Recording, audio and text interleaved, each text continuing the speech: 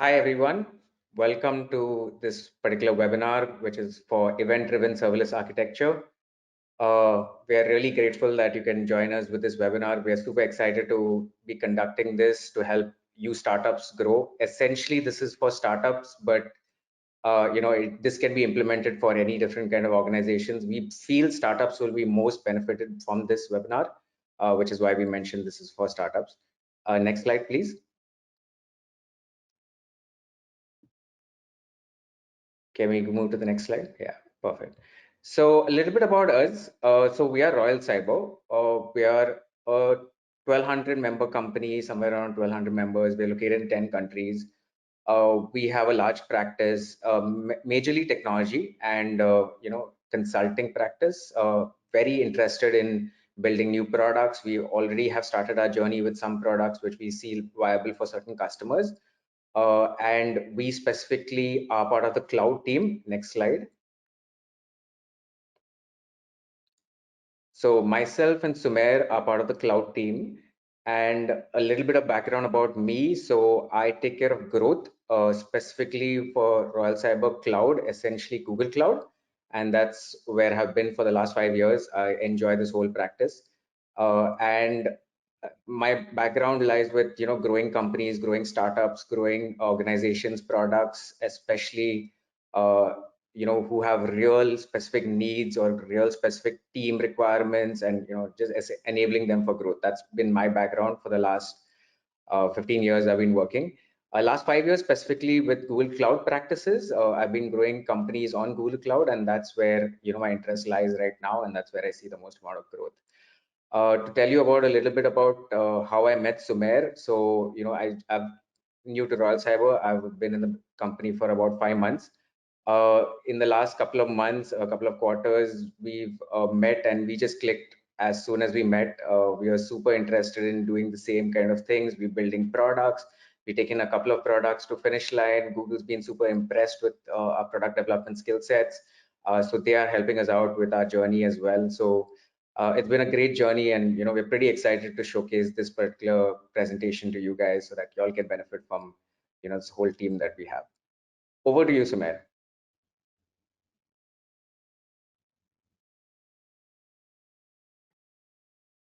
Thank you very much, Nikhil. Let me just start by showing my turning on my camera.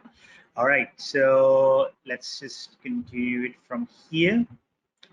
Okay, so first of all, everyone, I would like to thank each and every one of you who took some time out from your busy schedule and actually be a part of this super informative webinar, and it's really exciting architecture that we want to talk about, specifically targeting the startups and new age businesses.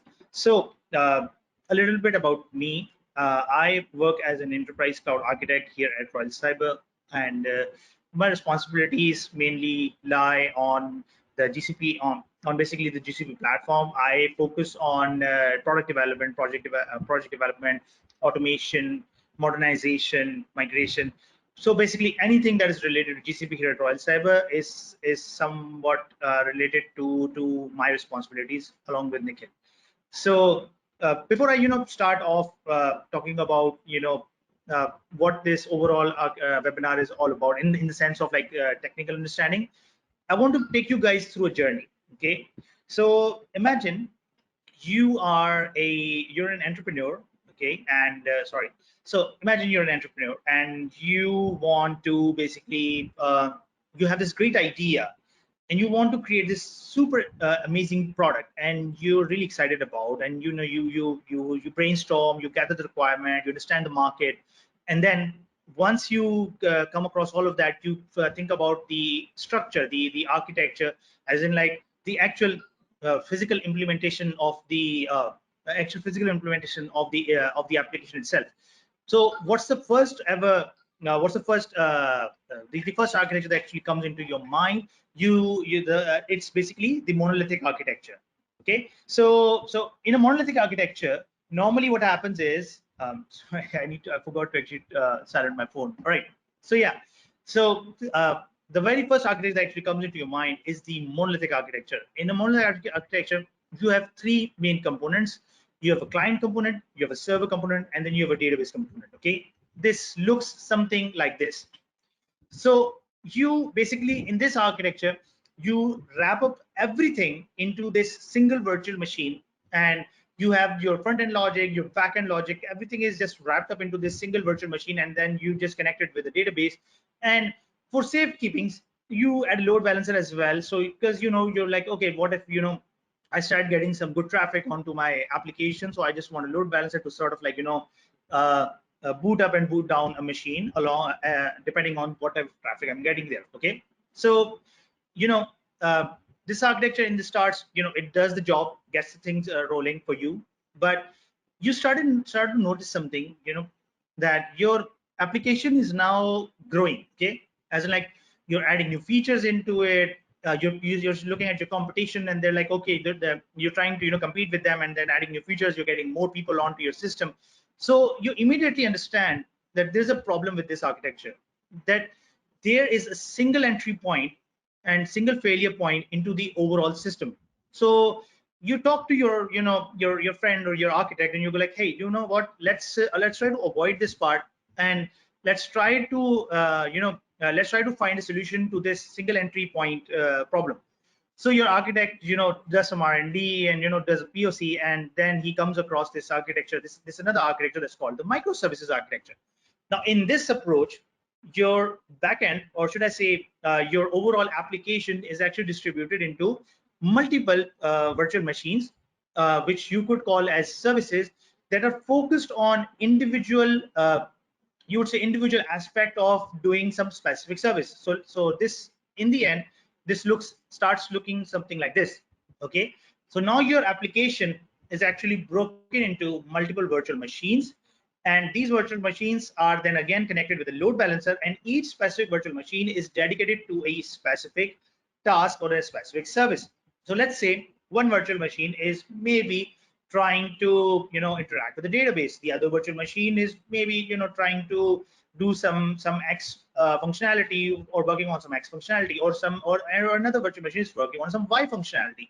So this kind of does the job for you, because now your application is distributed, your application is easily basically you don't have a single entry fail point of a scenario here, and this kind of does the job for you. But now you've come across another problem here. You see, although this does the job, this works well for you, now for your developers or for your development team, this kind of has become a problem. Why? Because now debugging this is a challenge, because you don't know what service is being failed, because now you need to add multiple loggers, or you need to add another service to sort of like log things out to actually understand which service is failing, because you don't or which data pipeline, or which pipeline is actually creating a problem in this overall structure. So you again go to your architect and you go like, hey, listen, this works well, this is good, but the development team is actually having a lot of problem to actually debug this, and write test cases and use cases for it. So can we do something sort of like, can we add some sort of service or some sort of point here where we can sort of like control all of these different services from a single entry point, so that it's easy to debug for the development team? So your architect again goes back to the drawing board. He starts doing some research, comes up with the POC, and he comes up with this other architecture that's normally known as a Kubernetes microservices architecture. And this looks something like this. Now in this structure, you have a single entry Kubernetes engine, which basically controls all of these services that you could also call them as clusters. And each of these cluster is basically a microservice on its own end, which is again working on a single purpose level to solve a particular functionality or execute a particular functionality for your for the overall application. So again, the overall mindset, the overall thinking is the same, that one service might be handling authentication, the other service might be handling cloud, might be handling databases, and so on and so forth. Other services are doing their respective jobs. But you come across a problem in this as well. Now in this approach, although it might be a bit easier for the developers to debug, but your developers would need to run all of these images or all of these services locally on their machines, okay? Because these are all now containerized applications. These are all like containerized apps that the developers have to run on their machines on the local. Plus, your Kubernetes engine is there. I mean, it exists, and you're going to get charged for it for only solely for being of its existence, okay? And it doesn't matter that the end user is actually using an app or not. So you're going to get charged for it on the hours basis, okay? Now that has that has like two problems. Number one, you're getting cost. Number two, your developers would need very good high-end machines to actually run your application, because now they're like running all of these containers together. Maybe they're Dockerized, or maybe you're using a local instance of the Kubernetes. So you need a very good machine to actually actually debug this and actually work on these services, right? So again, you go to your architect, you go like, hey, listen, this works well, this is great, solves almost all of our problems, but you see, now we're coming across another problem. It's very costly, and we need to do something about the cost here, because uh, we are a startup here, or okay, and we're growing, and we cannot just have this much cost on our end because of this architecture. So your architect again goes on to the drawing board, does some R&D, and then comes up with a POC, and then he does something like an event-driven Kubernetes microservice architecture, which kind of looks like this. Okay, so in this approach, what the architect did was he added a cloud pub sub service. Here, your user is actually publishing events. Okay, so each published event would have would basically have different subscribed services onto that event. So basically, let's say if a user is clicking on a button, that's like an event, and that event is going to get published onto the service, and based on that published event, it's going to check which service is actually subscribed to that event, and that service is going to execute, does its job, and then the service is going to stop. Now this does save you some amount of cost, but you see, the problem is now you have this mammoth of an architecture that you need to manage, and you come across multitude of problems on this approach. Some of these problems can be listed here, that basically challenges. Yeah, some of the problems that you could be facing are like here, that is the cost of revamping the system, because now you have moved from multiple architectures in the span of a very short amount of time, let's say maybe 2 or 3 years. And so you have the cost of revamping the system, the time that you had to invest to revamp the system, the managing the infrastructure, and in terms of security, reliability, in terms of compliances that you need to look forward to based depending on what industry your application is actually targeting. And also you have to have this additional manpower to actually maintain multiple moving components in your infrastructure, because now you have a lot of moving components, and you need and there's no no single way to sort of visualize all of this in a snapshot scenario to actually understand that what moving components does my app actually has. Okay, so it's again, it's going to be very hard for the developers, it's going to be hard for the DevOps engineers, it's going to be hard for the overall engineering team to actually manage all of this, because cost and everything is going to have a certain factor into it. So what if we tell you that we have an architecture where we can actually which is scalable, cost effective, and also it's super easy to develop, because your developers would actually have sort of a system snapshot to actually see what the moving components are, and it can support variety of different languages, and it's very quick to deploy, and at the same time you don't have to worry about infrastructure because it's sort of scalable. Okay, so that infrastructure is what we call an event-driven serverless architecture. So this looks something like this. Okay, now the very first glance that you put into this architecture is that the database layer is actually directly connected to your front end layer, to your hosting layer. So what we're trying to say here is that your front end application is directly talking to your database, and those microservices that you developed earlier are actually directly subscribed to your database. So you sort of like doing an event-driven approach. But normally, of all the architectures that we saw previously, every time the database was actually behind the microservices layer. Like if you look at this architecture or this architecture or this architecture, every time the database was always behind the microservices layer. But in this approach, we're putting the database layer before the microservices layer. So that immediately would raise some red flags in your mind that, okay, that seems like a very big security concern, because you are directly connecting my database with the front end. That means all my connection string URIs or my database credentials are actually exposed on the front end. And yeah, there actually are. You're right. You're thinking absolutely right. They will be exposed on the front end, and anyone could just do a simple console search and actually take out that string. But what you see is Firebase is a service that is provided by Google, which actually comes under the umbrella of Google Cloud Platform, provides us a security rules layer that basically filters out all the requests that are sent to the database. So we can sort of like write these rules to authenticate who is allowed to see what type of data set in the Firestore database. Okay, in theory, this is how it's going to look like. So imagine a user clicks on a button that basically simply saves something in the database. Okay, so what that click would do, it would create a small trigger, which would be a simple JSON payload, which could have on a simplest term, two simple keys, which would be a boolean and a user ID, which would actually tell us that who actually clicked this button.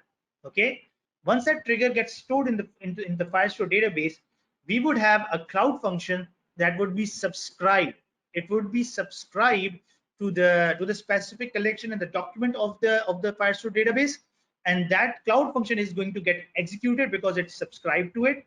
It would process that information, and once the information is processed, it would send back the response back to the Firestore database, and eventually it would be reflected back on the UI. So in the simplest form, this is how it's going to work. And you can expand this database to as much as you want, because in this you can actually either use internal GCP services to extend from the cloud functions, or you can also connect it with other vendors like AWS or Azure. So let's say you're thinking about being multi-cloud, so you could do that as well. You could have some portion of your application in GCP, and you might have some portion in AWS. So you can connect both of them together and have this sort of an architecture out of it. So it's very robust, very expandable, and you can easily manage this out. Okay, so this is all like all the different parts, and in terms of theoretically understanding how things are working, we actually have a demo for you guys as well. But before I move to the demo, I want to talk about the overall costing, because implementing this is one thing, but the main reason that we're going with this model is not only scalability but also costing. So the very first component is Firebase hosting. That's completely free. So your hosted front-end application is not going to cost you a single penny. Rather, you just have to pay for the domain. So the domain cost that you're going to be facing is going to be the only charge that you have to pay in terms of hosting your front-end application. Okay. For Firestore database, you have 50,000 reads, 20,000 writes, and 20,000 deletes free per day. So it's not per month, per day. So you can actually design your database architecture in such a way that you could stay into that free tier and operate under that free tier and put your cloud cost as low as possible. And when it comes to cloud functions, you have 2 million invocations free per month combined of all the cloud functions together. So you can design your architecture, you can design your system in such a way that you can actually stay into this free tier of your overall structure, overall architecture.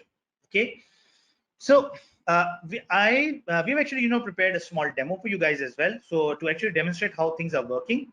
So let me just close down this deck and move to the application itself. Okay, so this is a simple app, React app that we created to actually demonstrate to you guys to how things are working. So it's a simple, lottery-based application. So I'll just, demonstrate a few things, how things are working on this end. So let's say I'm going to put my name here, Sumair. Okay, and then I'm going to put, let's say, let me put Nikhil's name. Okay, and let me put some random names. Let's say we want John Doe, and we want Jade.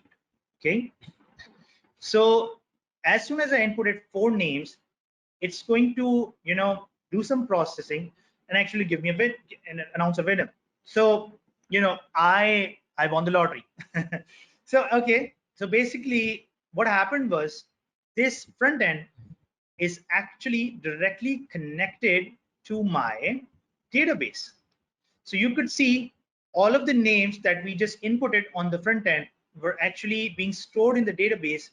And this database, this document, which is coming under this collection called campaign, is actually subscribed to a cloud function is actually subscribed to this specific document, which we could see right now. Yeah, so you see this cloud function that's called manage campaigns is actually subscribed to this specific document, which is the campaign ID inside the campaign collection. And the event that it's looking for is the document.update. So basically, every time when this document gets updated, it's going to trigger the cloud function. And like I mentioned before, that this database is actually directly talking to the front end, and there is no middle agent between them. So you could actually change values on the database and actually see the reflection on the front end. So for suppose, let's say I'm going to change my name to let's call it Ahmed. Let's write Ahmed.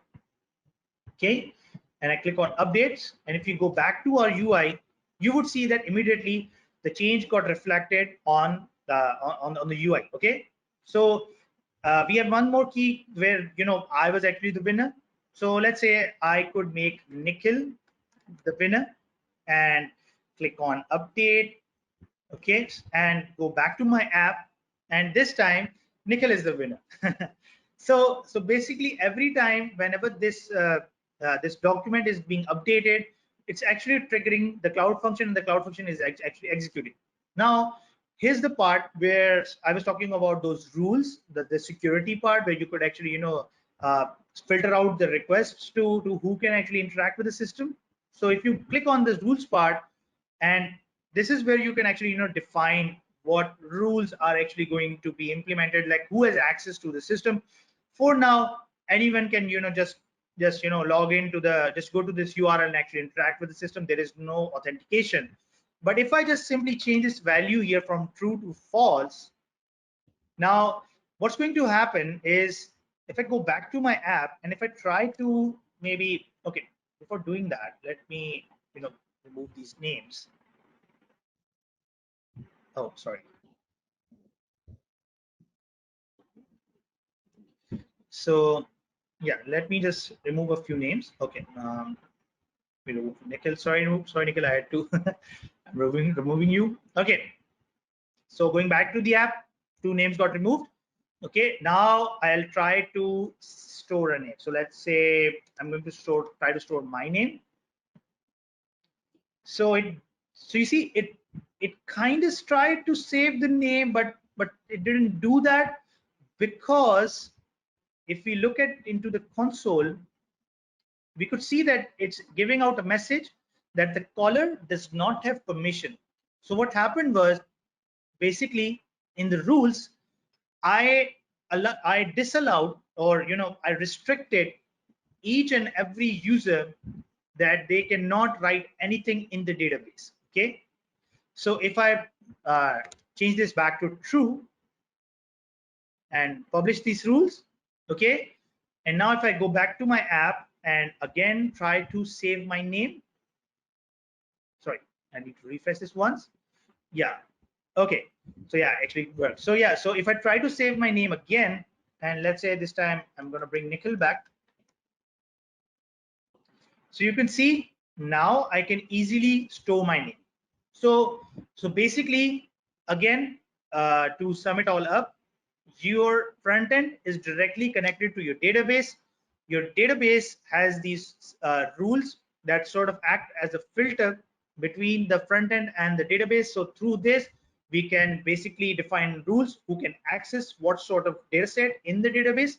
And you have these cloud functions that are subscribed to different documents and collections on your database, and based on those approaches, now based on those updates, your cloud functions are basically executing. So this is the overall understanding of your cloud of your event-driven serverless architecture. Okay, and again, as I said, in terms of cost, you have 50,000 reads, 20,000 deletes, and 20,000 20,000 writes, 20,000 deletes, and 50,000 reads free. Okay, we can even check this out in the usage. Okay, so here it's giving us 76 reads and 15 writes. So you see this line here which says free. So basically we can design our database structure in such a way that we can actually stay under the free bar as much as possible, so that we have as much low billing as possible. And since you're using serverless services on GCP, it's auto scalable. So you know these cloud functions can be triggered. A single cloud function can have 1,000 instances running at the same time, and so they're all auto scaled, easily scalable based on depending on how much usage you want, and you can easily get your app and ship your app to the market immediately like that. Okay, so that's about it about our presentation and structure. So questions are now welcome. So if you guys have any questions or any concerns, so definitely please feel free to ask, and we'll try to answer as much as possible. Cool. Thanks so much, Sumair. So thank you everyone for attending this event. I hope we were able to make you aware of this architecture, which is so incredibly awesome in terms of saving out costs, in being extremely reliable and fast, right? So that's the main thing. We are going to replace, some of these existing architectures. Monolithic is gone, it's over, right? In fact, we're not getting any lift and shift kind of projects as well, even in enterprise. Everything is about re-architecting and re-platforming. So if you all are even studying this subject, I think you should go more into this subject in detail. We would like to help out many more startups in this space. So if you want, reach out to us. You have our details, you have our emails and things like that, and we will let you know as to what we could probably even do a session where we could let you know about how we can help you guys out. And as we speak right now, we're helping a bunch of small, I would say, startups who are in very early stage to seed and mid-level stage, where we are talking to them about building their product on this kind of architecture, right? So that's where we are at, and we're super interested in helping you guys out as well. Just a final note, we are going to have these sessions continuously, and just to improve your experience on cloud, or probably get your mind thinking onto adopting cloud. And a shout out goes out to one of the other events that we're planning next week, which is on Kubeflow, which is all about data architecting, data orchestration, ML modeling. It's more like an ML ops tool where you can just deploy all your models using Kubeflow. Just a shout out for that event, and hopefully we could see you for that as well. If you have any queries there, again, shoot us out, and we'd be happy to help. Right? So thank you so much, and super excited to hearing back from you guys about this event. Thanks again. Thank you very much. Take care. Bye. Stay safe and healthy.